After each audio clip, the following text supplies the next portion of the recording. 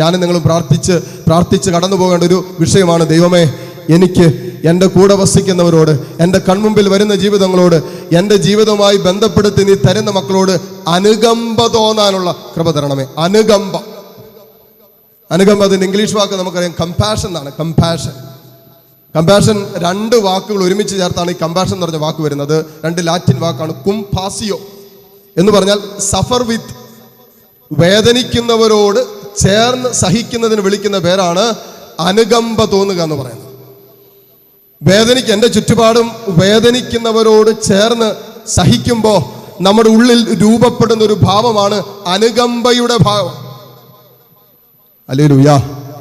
സർവ്വത്ത് പറഞ്ഞ ഹല്ലേലൂയാ, ഹല്ലേലൂയാ. മക്കളെ, നമുക്ക് നമ്മുടെ മുമ്പിൽ വിശക്കുന്നവരെ മാത്രം കാണുമ്പോൾ ഉണ്ടാകുന്ന ഒരു ഭാവമല്ല ഈ അനുകമ്പം എന്ന് പറയുന്നത്. അതല്ല സുവിശേഷത്തിന്റെ അർത്ഥം. സുവിശേഷത്തിൽ ഈശോ പറഞ്ഞെന്നാണെന്നറിയാവോ? ഇവർ ഇടയനില്ലാത്ത ആടുകളെ പോലെ നടക്കുവാന്ന് പറഞ്ഞു. അനുകമ്പ തോന്നി. കാണുന്ന ഇവർക്ക് ഇടയനില്ലാത്ത ആടുകളെ പോലെ എൻ്റെ ജനം ഇങ്ങനെ നടക്കുക. അത് കണ്ടിട്ടാണ് യേശുവിന് അനുകമ്പ തോന്നുന്നത്. ഹല്ലേലൂയാ. സന്തോഷത്തോടെ പറഞ്ഞേ ഹല്ലേലൂയാ, ഹല്ലേലൂയാ. ഇടയനില്ലാത്ത ആടിന്റെ അവസ്ഥ എന്താ പറഞ്ഞേ? ഇടയനില്ലാത്ത ആട്. ഇടയനെയും ആടിനെ കുറിച്ചൊക്കെ നമ്മൾ സുവിശേഷത്തിൽ പലപ്പോഴും കേൾക്കുന്നതാണ്. ആട്ടിടയന്റെ ഗുണം എന്താണെന്ന് നമുക്കറിയാം. യേശുവിനെ ആട്ടിടയനായിട്ട് നമ്മൾ ഉപമിക്കാറുണ്ട്. ഇടയനില്ലാത്ത ആടുകളുടെ അവസ്ഥ എന്താണ്? ഒന്ന്, ഇതുങ്ങളൊക്കെ ചതറിപ്പോകും, എങ്ങോട്ട് പോകുന്നു അറിയില്ല. അവർക്ക് തോന്നിയ പോലെ അങ്ങോട്ട് പോകും. പിന്നെയോ സുരക്ഷിതത്വമില്ല. ഇവരെ ഗാർഡ് ചെയ്യാൻ, സംരക്ഷിക്കാൻ ആരുമില്ല. ഇടയന്റെ ഉത്തരവാദിത്തമാണ് തൻ്റെ ആടുകളെ സംരക്ഷിക്കുക എന്നുള്ളത്. ഇപ്പൊ കർത്താവ് പറയാണ്, ഈ ജനത്തെ കണ്ടപ്പോ ഇവര് ഇടയനില്ലാത്ത ആടുകളെ പോലെയാണെന്ന് പറയുമ്പോൾ ഒരു സുരക്ഷിതത്വമില്ലാത്ത ജീവിതത്തിന്റെ അനുഭവത്തിലൂടെയാണ് എൻ്റെ ജനം കടന്നു പോകുന്നത്. ആ ഒരു വേദനയാണ് ഈശോയ്ക്ക് തോന്നിയത്. ഈ വേദനയാണ് തീർച്ചയായിട്ടും മക്കളെ എനിക്കും നിങ്ങൾക്കും നമ്മുടെ ഉള്ളിൽ തോന്നേണ്ടത്. ആടുകൾ എന്ന് പറയുന്നത് തൻ്റെ മക്കളെ തന്നെയാണ് ഈശോ ഉദ്ദേശിച്ചത്. ഇടയനില്ലാത്ത ആടുകൾ എന്ന് പറഞ്ഞപ്പോൾ സുരക്ഷിതത്വമില്ലാത്ത, സ്നേഹം കിട്ടാത്ത, സംരക്ഷണമില്ലാത്ത ഒരു ജനത്തെ കണ്ടിട്ട് യേശുവിന് തൻ്റെ ഉള്ളിൻ്റെ ഉള്ളിൽ തോന്നി. എന്തിന്റെ പേരാണ്? അനുകമ്പ. ഹല്ലേലൂയാ. സർവ്വത്ത് പറഞ്ഞേ ഹല്ലേലൂയാ. രണ്ട് വചനഭാഗങ്ങൾ നിങ്ങൾ പെട്ടെന്ന് എടുക്കുക. വിലാപങ്ങളുടെ പുസ്തകം 2-ാം അധ്യായം, അതിൻ്റെ 18-ാമത്തെ തിരുവചനം, 18-19 തിരുവചനങ്ങൾ. അതോടൊപ്പം തന്നെ എസെക്കിയേൽ പ്രവാചകന്റെ പുസ്തകം 9-ാം അധ്യായം 6 മുതലുള്ള തിരുവചനങ്ങൾ. നമ്മളൊക്കെ, ഞാനും നിങ്ങളൊക്കെ ഇടയന്മാരാകാനാണ് ഈ ദിവസക്കാലം കർത്താവ് നമ്മളെ ക്ഷണിക്കുക. ഇനി നമ്മൾ സംരക്ഷിക്കേണ്ടത് എന്തൊക്കെയാണെന്ന് വചനം നമ്മളെ പഠിപ്പിക്കുന്നുണ്ട്. വിലാപങ്ങളുടെ പുസ്തകം അച്ഛൻ വായിക്കാം. 2-ാം അധ്യായം 18 മുതലുള്ള വചനങ്ങൾ. സിയോൻ പുത്രി, കർത്താവിനോട് ഉറക്കെ നിലവിളിക്കുക. രാവും പകലും മഹാപ്രവാഹം പോലെ കണ്ണുനീർ ഒഴുകട്ടെ. നീ വിശ്രമിക്കരുത്, നിന്റെ കണ്ണുകൾക്ക് വിശ്രമം നൽകരുത്.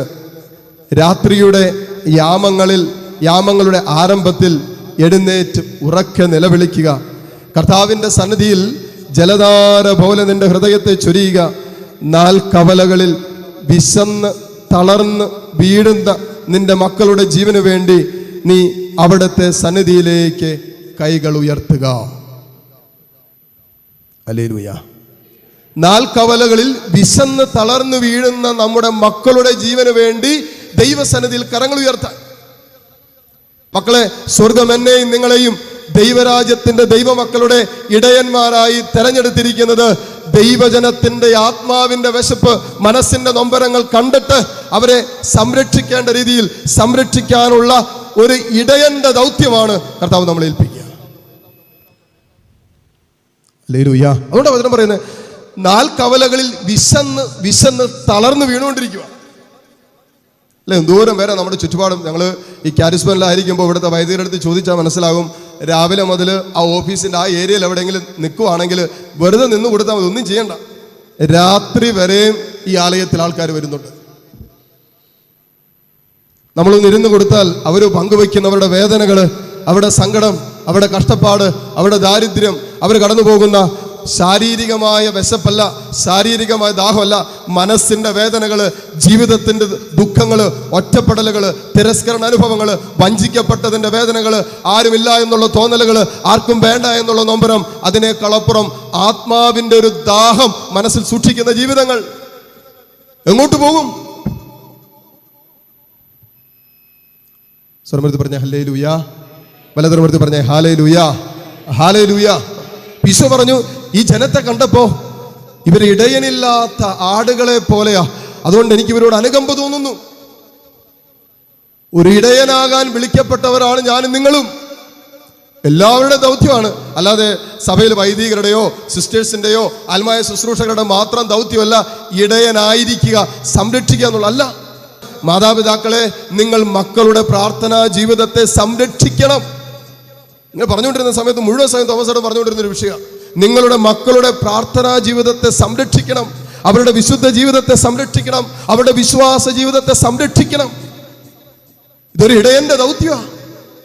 ഇപ്പൊ കർത്താവ് എന്നെയും നിങ്ങളെയും ഏൽപ്പിച്ചിരിക്കുന്ന ഒരു ദൗത്യം ഇടയനാകാനുള്ള ദൗത്യമാണ്. ആ ഇടയനായാലേ മക്കളെ നമുക്ക് തൻ്റെ ആടുകളോട് ഒരു അനുകമ്പ തോന്നൂ. ഹല്ലേലൂയ, ശ്രമത്തിൽ പറ ഹല്ലേലൂയ, ഹല്ലേലൂയ. ചില സമയത്തൊക്കെ നമുക്ക് ഉള്ളിൻ്റെ ഉള്ളിൽ ഒത്തിരി വേദന തോന്നും, ഒത്തിരി സങ്കടം തോന്നും. വേറെ ഒന്നുമല്ല, ചില സഹോദരന്മാരും സഹോദരിമാരൊക്കെ വന്നിട്ട് പങ്കുവയ്ക്കുന്ന, അച്ഛാ ഒരു വിധത്തിൽ പറ്റുന്ന ചില പ്രാർത്ഥിക്കാൻ പോലും വീട്ടിൽ പറ്റുന്നില്ലെന്ന് പറയാം. ചിലവർ പ്രാർത്ഥിക്കാൻ പോലും, ജീവിത പങ്കാളിമാര് വീട്ടിൽ പ്രാർത്ഥിക്കാൻ പോലും സമ്മതിക്കുന്നില്ല എന്നാണ്. ചിലപ്പോൾ മദ്യപിച്ച് വരുന്ന ഒരു സിറ്റുവേഷൻ ആയിരിക്കാം, പക്ഷെ ദൈവവിശ്വാസം ഇല്ലാത്ത ആളായിരിക്കാം, നിരീശ്വരവാദത്തിന്റെ ചില പ്രധാനങ്ങളുമായി ബന്ധപ്പെട്ട് നിൽക്കുന്നവരാകാം, എന്തു ആകട്ടെ. അച്ഛാ മക്കൾ പ്രാർത്ഥിക്കാൻ അനുവദിക്കുന്നില്ല, അച്ഛാ ജീവിത പങ്കാളി പ്രാർത്ഥിക്കാൻ പോലും സമ്മതിക്കുന്നില്ല, അച്ഛാ പള്ളിയിൽ പോകുന്ന കാര്യം പറഞ്ഞ, പ്രാർത്ഥിക്കുന്ന കാര്യം പറഞ്ഞ, കുമ്പസാരിക്കുന്ന കാര്യമൊന്നും വീട്ടിൽ പറയാൻ പാടില്ല. ഹല്ലേലൂയ. ഈ വിശ്വാസത്തെ, വിശുദ്ധിയെ, പ്രാർത്ഥനയെ ഒക്കെ സംരക്ഷിക്കേണ്ടവർ തന്നെ. ഇടയനാകാനുള്ള വിളിയാണ് കർത്താവ് നമുക്കെല്ലാം തന്നിരിക്കുന്നത്.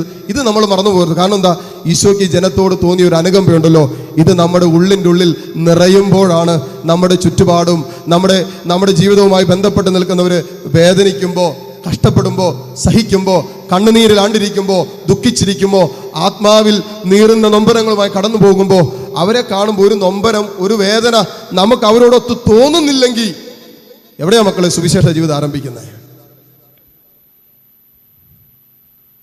ഹല്ലേലൂയ. നല്ല സമരിയാക്കാരൻ്റെ ഉപമ കർത്താവ് നമ്മളെ പഠിപ്പിച്ച ഒരൊറ്റ കാര്യമുള്ളൂ, അല്ലേ? പുരോഹിതനും ലേവായനും കാണാതെ പോയത് കണ്ടതാണ് നല്ല സമരിയാക്കാരൻ. അവൻ എന്നാ ചെയ്തേ? ആ വ്യക്തിയുടെ സഹനം കാണുക മാത്രമല്ല ചെയ്തത്, ആ വ്യക്തിയോടൊത്ത് സഹിക്കാൻ, ആ വ്യക്തിയോട് അനുകമ്പ തോന്നിയിട്ട് അവനോടൊപ്പം സഹിക്കാൻ. വേദനിക്കുന്നവരോട് കൂടെ സഹിക്കാൻ, സങ്കടപ്പെടുന്നവരോട് കൂടെ സങ്കടപ്പെടാൻ, ദാഹിക്കുന്നവരുടെ ദാഹം മനസ്സിലാക്കി അവളുടെ ദാഹം ശമിപ്പിക്കാൻ, നമ്മളെ കൊണ്ട് ചെയ്യാൻ പറ്റുന്ന കാര്യങ്ങൾ ചെയ്യാൻ. ഇത് ഈ ഒരൊറ്റ അർത്ഥത്തിൽ മാത്രം എടുക്കരുത്. ശാരീരിക ദാഹം മാത്രമല്ല നമുക്കുള്ളത്, ശരീരത്തിന്റെ വിശപ്പ് മാത്രമല്ല നമുക്കുള്ളത്. നമുക്കറിയാം, നമ്മുടെ കൂടെ വസിക്കുന്ന നമ്മുടെ കുടുംബാംഗങ്ങൾ, നമ്മുടെ മാതാപിതാക്കള്, നമ്മൾ അറിയുന്നവര്, നമ്മുടെ ഇടവക ജനം, ഇവരൊക്കെ നോക്കിയാൽ മനസ്സിലാകും, ശരീരത്തിന്റെ ദാഹത്തെക്കാളും വേദനകളെക്കാളും വലുതല്ലേ മനസ്സിന്റെ വേദന. അതിനേക്കാളൊക്കെ എത്രയോ വലുതാണ് ആത്മാവിന്റെ വിശപ്പും ദാഹവും. ഹല്ലേലൂയ. സന്തോഷത്തോടെ പറഞ്ഞേ ഹല്ലേലൂയ. വലതുയർത്തി ഒന്ന് പറഞ്ഞേ ഹല്ലേലൂയ, ഹല്ലേലൂയ. എൻ്റെ മക്കളെ, കർത്താവ് നമ്മളെ വിളിച്ചിരിക്കുന്നത് ഒരിടയനാകാനുള്ള വിളിയാണ്. ഉറക്കെ പറഞ്ഞേ ഹല്ലേലൂയ, ഹല്ലേലൂയ. ആരാകാനാണ് കർത്താവ് നമ്മളെ വിളിച്ചിരിക്കുന്നത്? എന്തോ ഇടയന്റെ പ്രത്യേകത എന്നാന്ന് പറഞ്ഞേ? തൻ്റെ ജനത്തെ സംരക്ഷിക്കും. ഇട്ടിട്ട് പോകുന്നവനാണോ? അല്ല. ഈശോ നല്ല ഇടയെന്നല്ലേ നമ്മൾ, ഞാൻ ആടിനെയൊക്കെ ഇങ്ങനെ തോളിലെടുത്ത് വെച്ചിട്ട് നല്ല ഇടയൻ്റെ ഫോട്ടോ ഒക്കെ നമ്മുടെ വീട്ടിലുണ്ടാവും. ഈശോ നല്ല ഇടയനാണെന്നാണ് പറയുന്നത്.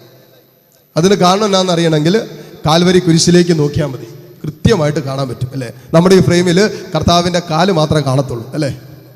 കർത്താവിൻ്റെ കാല് മാത്രമല്ലേ കാണത്തുള്ളൂ നമ്മുടെ ഫ്രെയിമിൽ. പക്ഷേ ആ കാലുകളിലേക്ക് നോക്കിയാൽ അവിടെ ആണി അടിച്ചേക്കുന്ന കാണാൻ പറ്റും. അല്ല, അച്ഛൻ മാറി കഴിയുമ്പോൾ നിങ്ങൾക്ക് കാണാതിരിക്കും. കണ്ടോ? കാണാമോ ഇപ്പോൾ? അല്ലെങ്കിൽ എൻ്റെ തല കൊണ്ട് ചിലപ്പോൾ കാണത്തില്ല, അല്ലേ?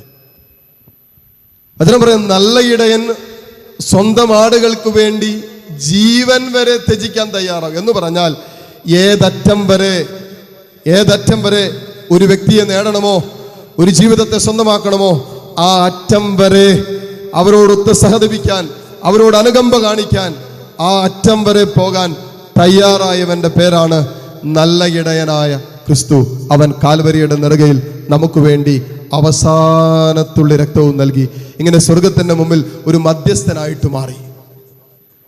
എന്ന് പറഞ്ഞു, ഞാൻ നല്ല ഇടയനാ, എൻ്റെ ആടുകൾക്ക് വേണ്ടി ഇതാ ഞാൻ എൻ്റെ ജീവൻ കൊടുക്കുക. ഇനി ഒന്നുമില്ല നിങ്ങൾക്ക് തരാൻ. ഈശോ പറഞ്ഞതാ, ഇനി ഒന്നുമില്ല എനിക്ക് നിങ്ങൾക്കായി തരാൻ. എൻ്റെ ചങ്കിലെ അവസാനത്തുള്ളി രക്തവും ഇല്ലേ, കർത്താവ് ഗാഠനിദ്രയിലേക്കാണ്ട് മരിച്ചു കഴിഞ്ഞപ്പോൾ അവന്റെ ചങ്കി കുത്തിയിട്ട് ഒരിത്തി രക്തം കൂടെ ബാക്കിയുള്ളൂ, അതും കൂടി താഴോട്ട് പോയി. ഹല്ലേലൂയ. ഇതുപോലെ സ്നേഹിച്ച യേശുവിന്റെ സ്നേഹം നമ്മുടെ ഉള്ളിൽ കിട്ടുമ്പോൾ, ആ സ്നേഹം നമ്മുടെ ഹൃദയത്തിൽ കിട്ടുമ്പോൾ, ആ സ്നേഹം നമ്മുടെ ഹൃദയത്തിൽ ഒരു സ്നേഹത്തിന്റെ ചലനമായി മാറുമ്പോൾ, മക്കളെ, നമ്മളിൽ നിന്നും പുറപ്പെടുന്ന ഭാവത്തിന്റെ പേരാണ് അനുകമ്പ. ഈ അനുകമ്പ ഉണ്ടായാലേ സുവിശേഷ ജീവിതം ആരംഭിക്കാൻ പറ്റും. സഭയിൽ എന്നെയും നിങ്ങളെയും സ്വർഗം വിളിച്ചിരിക്കുന്നത് ഇടയനാകാൻ, അനുകമ്പയുള്ള ആടുകളോട് അനുകമ്പ തോന്നുന്ന ഇടയനാകാനുള്ള വിളിയാണ് സുവിശേഷം നമുക്ക് തരുന്നത്. അതുകൊണ്ടാണ് വിലാപങ്ങളുടെ പുസ്തകത്തിൽ പറയുന്നത്, നിങ്ങൾ വഴിയരികളിൽ വിശന്ന് തളർന്നു വീഴുന്ന നിന്റെ മക്കളുടെ ജീവന് വേണ്ടി ദൈവസന്നിധിയിൽ കരങ്ങൾ ഉയർത്ത്. തീർന്നില്ല. എസെക്കിയേൽ പ്രവാചകന്റെ പുസ്തകം 9-ാം അധ്യായം 4 മുതലുള്ള വചനങ്ങളിലൂടെ കടന്നു പോകുമ്പോൾ അവിടെ എഴുതി വെച്ചിരിക്കുന്ന ഒരു കാര്യമുണ്ട്. നിങ്ങൾ ജെറുസലേം വീതിയിലൂടെ കടന്നു പോവുക, എന്നിട്ട് അവിടെ നടമാടുന്ന മ്ലേച്ഛതകളെ ഓർത്ത്, പാപത്തെ ഓർത്ത് കരയുന്നവരുടെ നെറ്റിയിൽ അടയാളമിട്. ഒരു നഗരത്തിൽ നടമാടുന്ന മ്ലേച്ഛതയോർത്ത്, പാപത്തെയോർത്ത്, ദൈവനിഷേധത്തെയോർത്ത്, അവിശ്വാസത്തെയോർത്തൊക്കെ കരയുന്നവരുടെ നെറ്റിയിൽ അടയാളമിടാൻ. ഹല്ലേലൂയ. സർവ്വത്ത് പറഞ്ഞേ ഹല്ലേലൂയ, ഹല്ലേലൂയ. മക്കളെ, കരച്ചില് നമുക്ക് എത്ര ശുശ്രൂഷയിൽ പങ്കെടുത്താലും വരണമെന്നില്ല, എത്ര വർഷം വചനം കേട്ടാലും വരണമെന്നില്ല, എത്ര വിശുദ്ധ കുർബാനയില്, കുംഭസാരത്തില്, ആത്മീയ ശുശ്രൂഷകളിൽ വ്യാപരിച്ചെങ്കിലും ഉള്ളിൽ ഈ കരച്ചിൽ കിട്ടണമെന്നില്ല, ഈ ദാഹം കിട്ടണമെന്നില്ല, ഈ അനുകമ്പ തോന്നണമെന്നില്ല. അത് തോന്നണമെങ്കിൽ മക്കളെ, യേശുവിൻ്റെ സ്നേഹം നമ്മുടെ ഹൃദയങ്ങളെ ഭരിക്കാൻ തുടങ്ങണം. യേശു എന്നെ സ്നേഹിച്ചത് എത്രത്തോളം എന്ന് ഞാൻ അറിയണം. ഈശോ എന്നെ സ്വന്തമാക്കിയത് സ്വന്തം ജീവൻ വിലയായി കൊടുത്തിട്ടാണെന്ന് ഒരുവന്റെ ആത്മാവിൽ കിട്ടുമ്പോഴാണ്, ആത്മാവിൽ സംഭവിക്കുന്ന നനവാണ് അനുകമ്പയായിട്ട് പുറത്തേക്ക് വരുന്നത്. അപ്പം ഇത് കിട്ടാത്തിടത്തോളം കാലം നമ്മൾ എത്ര സുവിശേഷ പ്രഘോഷണം കേട്ടാലും, നമ്മൾ എവിടെയൊക്കെ പോയി വചനം കേട്ടാലും, എവിടെയൊക്കെ പോയി ആത്മീയ ശുശ്രൂഷകളിൽ പങ്കെടുത്താലും, മക്കളെ, ഈ സുവിശേഷത്തിന്റെ തീഷ്ണത നമ്മുടെ ഉള്ളിൽ കിട്ടില്ല. എനിക്കും ചെയ്യണം, എനിക്കും എന്തെങ്കിലും കർത്താവിന് വേണ്ടി ചെയ്യണം, എനിക്ക് സുവിശേഷത്തിന് വേണ്ടി ജീവിക്കണം, എന്നെ കൊണ്ട് ചെയ്യാൻ സാധിക്കുന്നതൊക്കെ ദൈവരാജ്യത്തിന് വേണ്ടി എനിക്കും ചെയ്യണമെന്ന് ഒരുവന്റെ ആത്മാവിൽ ഒരു ആഗ്രഹം ജനിക്കുന്നത്, അതിന് കാരണമായി മാറുന്നത് യേശു എന്നോട് കാണിച്ച സ്നേഹത്തിന് പ്രത്യുത്തരമെന്നോണമാണ്. ഒരുവന്റെ ആത്മാവിൽ ഈ സ്നേഹത്തിന്റെ കനലുകൾ നിറയുമ്പോൾ അത് അനുകമ്പയായിട്ട് പുറത്തേക്ക് വരും. അപ്പോൾ ഒരു വ്യക്തിയെ കാണുമ്പോൾ ഉള്ളിൻ്റെ ഉള്ളിൽ ഒരു വേദന തോന്നും, ഒരു സങ്കടം തോന്നും. തോസരം പറഞ്ഞില്ലേ, വിശന്നിക്കുമ്പോൾ കൈ നീട്ടുമ്പോൾ ചിലപ്പോൾ അതേ ഉള്ളായിരിക്കും, അത് കൊടുക്കും. ഒരു പൊതി ചോറേ കയ്യിലുള്ളൂ, ഒരു പൊതി ചോറിന് വേണ്ടി കൈനീട്ടും, അതങ്ങോട്ട് കൊടുത്തേക്കും എന്ന് പറയുന്ന പോലെ, മക്കളെ, നമ്മുടെ കയ്യിലും കർത്താവ് കുറെ കാര്യങ്ങൾ നിക്ഷേപിച്ചിട്ടുണ്ട്. നമുക്കൊന്നുമില്ല എന്ന് പറയരുത്. നമുക്കും സഭയെ പടുത്തുയർത്താനുള്ള വലിയ ദൗത്യമുണ്ട്. സഭയിൽ ഇടയന്മാരാകാനുള്ള വലിയൊരു ദൗത്യം സ്വർഗം നമ്മളെ ഏൽപ്പിച്ചിട്ടുണ്ട്. ഹല്ലേലൂയ. സർവ്വത്ത് പറഞ്ഞേ ഹല്ലേലൂയ, ഹല്ലേലൂയ. വിശുദ്ധ മദർ തെരേസ കൊൽക്കട്ടയിൽ തെരുവീതികളിൽ സുവിശേഷത്തിന്റെ യേശുവിന്റെ മുഖമായി അമ്മ മാറിയതുപോലെ, അസീസി തെരുവുകളിൽ ഫ്രാൻസിസ് യേശുവിന്റെ സ്നേഹത്തിന്റെ, കാരുണ്യത്തിന്റെ മുഖമായി മാറിയതുപോലെ, എനിക്ക് നിങ്ങൾക്കും കർത്താവിന്റെ മുഖമായി മാറാനും സുവിശേഷത്തിന്റെ മുഖമായി തീരാനുള്ള വലിയ ദൗത്യം സ്വർഗം നമ്മളെ ഏൽപ്പിച്ചിട്ടുണ്ട്. എല്ലാവർക്കും ദൈവരാജ്യത്തിന്റെ വിളി ദൈവം നൽകിയിട്ടുണ്ട്. ദൈവരാജ്യത്തിന്റെ ശുശ്രൂഷകരാകാൻ നമുക്കൊക്കെ ഒരു റോൾ ഉണ്ടെന്നേ. ഉറക്കെ പറഞ്ഞേ ഹല്ലേലൂയ. എല്ലാവർക്കും സുവിശേഷത്തിൽ പങ്കുകാരാകാൻ ഒരു റോളുണ്ട്, ഒരു ഉത്തരവാദിത്വമുണ്ട്. ദൈവം നമ്മളോട് കാണിച്ച ആ അനുകമ്പയിൽ പങ്കുകാരാകാൻ, ദൈവം നമ്മോട് കാണിച്ച സ്നേഹത്തിന്റെ പങ്കുകാരാകാനുള്ള ഒരു വിളി, ഒരു ദൗത്യം എല്ലാവർക്കും ഒരു റോള് ദൈവം തന്നിട്ടുണ്ട്. ഹല്ലേലൂയ. കാരണം എന്താ? വചനം തന്നെ പറയുന്നില്ലേ, 1 കൊരിന്തോസ് അതിന്റെ 12-ാം അധ്യായത്തിലാണ് അത് മനോഹരമായിട്ട് എഴുതി വെച്ചിട്ടുണ്ട്. 1 കൊരിന്തോസ് 12-ാം അധ്യായത്തില് അതിൻ്റെ ഒരു 21-ാമത്തെ വചനം വായിക്കാം. കണ്ണിന് കൈയോട് എനിക്ക് നിന്നെ കൊണ്ട് ആവശ്യമില്ല എന്നോ, തലയ്ക്ക് കാലിനോട് എനിക്ക് നിന്നെ കൊണ്ട് ഉപയോഗമില്ലോ എന്ന് പറയുക സാധ്യമല്ല. കാരണം എന്താ? നേരെ മറിച്ച് ദുർബലങ്ങളെന്ന് കരുതപ്പെടുന്ന അവയവങ്ങളാണ് കൂടുതൽ ആവശ്യമായിരിക്കുന്നത്. ക്രിസ്തു ശിരസ്, ഞാനും നിങ്ങളും അവയവങ്ങളാണെന്ന് പൗലോസ്ലീഹ പറഞ്ഞു വെക്കുമ്പോൾ, ഞാനും നിങ്ങളും സഭയുടെ ഭാഗമാകുന്നതോടുകൂടി ക്രിസ്തുവിന്റെ മൗതിക ശരീരത്തിന്റെ അവയവങ്ങളാണെന്ന് പൗലോസ്ലീഹ പറഞ്ഞു വെക്കുമ്പോൾ പൗലോസ്ലീഹ കൂട്ടിച്ചേർക്കുന്ന ഒരു കാര്യമാണ്, കണ്ണിന് കൈയോട് എനിക്ക് നിന്നെ കൊണ്ട് ആവശ്യമില്ല എന്നോ, തലയ്ക്ക് കാലിനോട് എനിക്ക് നിന്നെ കൊണ്ട് ഉപയോഗമില്ല എന്നോ പറയുക സാധ്യമല്ല. കാരണം നേരെ മറിച്ച് ദുർബലങ്ങളെന്ന് കരുതപ്പെടുന്ന അവയവങ്ങളാണ് കൂടുതൽ ആവശ്യമുള്ളത്. ഹല്ലേലൂയ. ശ്രമത്തിൽ പറ ഹല്ലേലൂയ, ഹല്ലേലൂയ. മക്കളെ, ദൈവരാജ്യം പടുത്തുയർത്താൻ, സ്വർഗരാജ്യം പടുത്തുയർത്താൻ കർത്താവ് നമുക്കൊക്കെ ഒരു റോള് തന്നിട്ടുണ്ടെന്ന് പറയുമ്പോൾ പലരും പറയുന്ന ഒരു കാര്യമുണ്ട്, അച്ഛാ ഞങ്ങളെ കൊണ്ട് എന്ത് ചെയ്യാനാണ്, ഞങ്ങൾ ദുർബലരാണ്, ഞങ്ങൾക്ക് കഴിവില്ലാത്തവരാണ്. ഒരു കാര്യം പറയട്ടെ, ശ്രദ്ധിച്ചു കേട്ടോ. ഒരാളെയും ദൈവം തൻ്റെ ദൈവരാജ്യം പടുത്തുയർത്തുന്നതിൽ നിന്നും മാറ്റി നിർത്തിയിട്ടില്ല. കാരണം ഞാനും നിങ്ങളും എല്ലാവരും ക്രിസ്തുവിൻ്റെ മൗതിക ശരീരത്തിൻ്റെ ഭാഗമാണ്. അതുകൊണ്ട് കണ്ണ് കാതിനെ നോക്കിയിട്ട് നിന്നെ ഉപയോഗമില്ലെന്ന് പറയാൻ പറ്റില്ല. കാലിന് കൈകളെ നോക്കിയിട്ട് നിന്നെ കൊണ്ട് ആവശ്യമില്ലെന്ന് പറയാൻ പറ്റില്ല. ഏറ്റവും ദുർബലമായതുപോലും ആവശ്യമുണ്ടെന്നാണ് ദൈവത്തിൻ്റെ വചനം പറയുന്നത് എന്ന് കൂട്ടിച്ചേർക്കുകയാണ് 25 മുതലുള്ള വചനങ്ങളിൽ. അത് ശരീരത്തിന് ഭിന്നിപ്പുണ്ടാകാതെ അവയവങ്ങൾ പരസ്പരം തുല്യശ്രദ്ധയോടെ വർത്തിക്കേണ്ടതിനാണ്.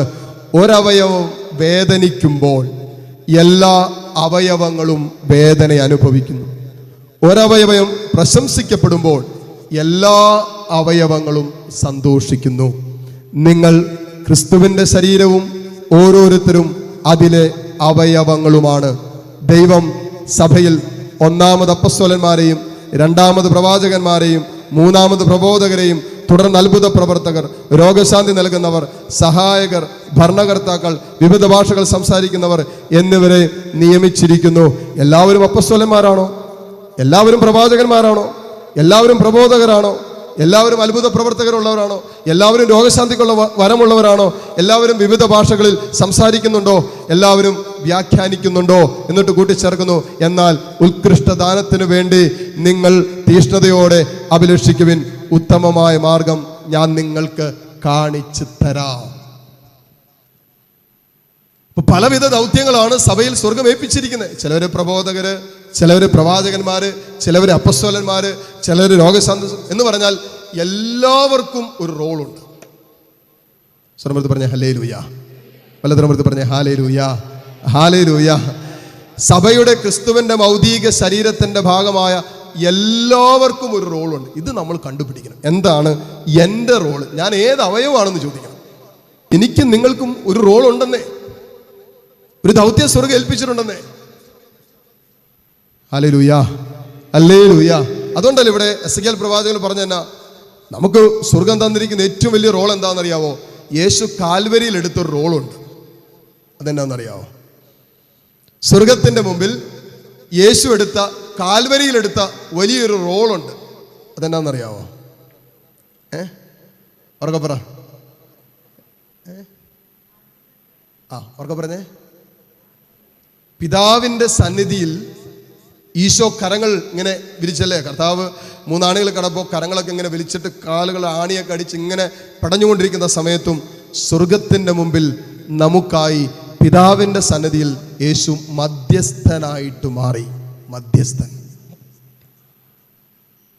ഹല്ലേലൂയ. അതിന് കാരണം എന്നാണെന്നറിയാമോ? യേശുവിനു നമ്മോട് തോന്നിയ അനുകമ്പ. നമ്മൾ നഷ്ടപ്പെട്ടു പോകുന്നത് കണ്ടപ്പോൾ തോന്നിയ വേദന, സ്വർഗം നമുക്ക് നിഷേധിക്കപ്പെട്ടു പോയതിന്റെ സങ്കടം, അത് തിരിച്ചു തരാൻ കർത്താവിന്റെ ഉള്ളിൽ തോന്നിയ ഒരു ആഗ്രഹം, അത് കാൽവരി കുരിശോളം എത്തിച്ചു. Hallelujah, hallelujah. അതുകൊണ്ട് ഒരു റോളും എനിക്കില്ല എന്ന് അച്ഛാ എന്നെ കൊണ്ട് ഒന്നിനും കൊള്ളില്ല, എനിക്കൊന്നും കഴിവില്ല, ഒന്നിനും കഴിവില്ല എന്ന് ചിന്തിക്കുന്നവർക്ക് ഏറ്റവും ഉന്നതമായ റോളാണ് തന്നിരിക്കുന്നത്. അതുകൊണ്ടല്ലേ വചനം പറയുന്നത് ഏറ്റവും ദുർബലമെന്ന് തോന്നുന്നതിനും ഉന്നതമായ വിളിയുണ്ട്. ഏറ്റവും ഉന്നതമായ റോളാണ് ദൈവസന്നിധിയിൽ മധ്യസ്ഥം വഹിക്കുക. ചില സമയത്തൊക്കെ നമുക്ക് തന്നെ വേദന തോന്നും. ചിലരൊക്കെ ഇങ്ങനെ കൗൺസിലിങ്ങിൻ്റെ സമയത്തും പ്രാർത്ഥിക്കാനൊക്കെ വരുമ്പോൾ അവർക്കാകെയുള്ള വേദന എന്താണെന്നറിയാവോ? സ്വന്തം മക്കള്, സ്വന്തം ജീവിത പങ്കാളി, സ്വന്തം കുടുംബാംഗങ്ങള്, അതിനപ്പുറത്തേക്ക് ചിന്തിക്കാൻ പോലും ചിലർക്ക് പറ്റണില്ല. ഹല്ലേലൂയ. ഒരു കുടുംബത്തിന്റെ മാത്രം ഇടയനാകാനുള്ള വിളിയല്ല സ്വർഗം നമുക്ക് തന്നിരിക്കുന്നത്, നമ്മൾ അറിയണം. സ്വർഗം നമ്മൾ ഏൽപ്പിച്ചിരിക്കുന്നത് ഒരു കുടുംബത്തിന്റെ മാത്രം ഇടയനാകാനുള്ളതല്ല. ഇടയനില്ലാത്ത ആടുകളെ കാണുമ്പോൾ അവരോട് അനുകമ്പ തോന്നാൻ, അവരേത് കാര്യത്തിന് വേണ്ടിയാണോ വിശക്കുന്നത്, ഏത് കാര്യത്തിന് വേണ്ടിയാണോ ദാഹിക്കുന്നത്, ഏത് കാര്യത്തിന് വേണ്ടിയാണോ അവരുടെ ജീവിതത്തിൽ വേദനിക്കുന്നത്, ആ വേദനയിലേക്ക് ഇറങ്ങിച്ചെല്ലാൻ തോന്നുന്ന ഒരു അനുകമ്പ നമുക്ക് വേണം.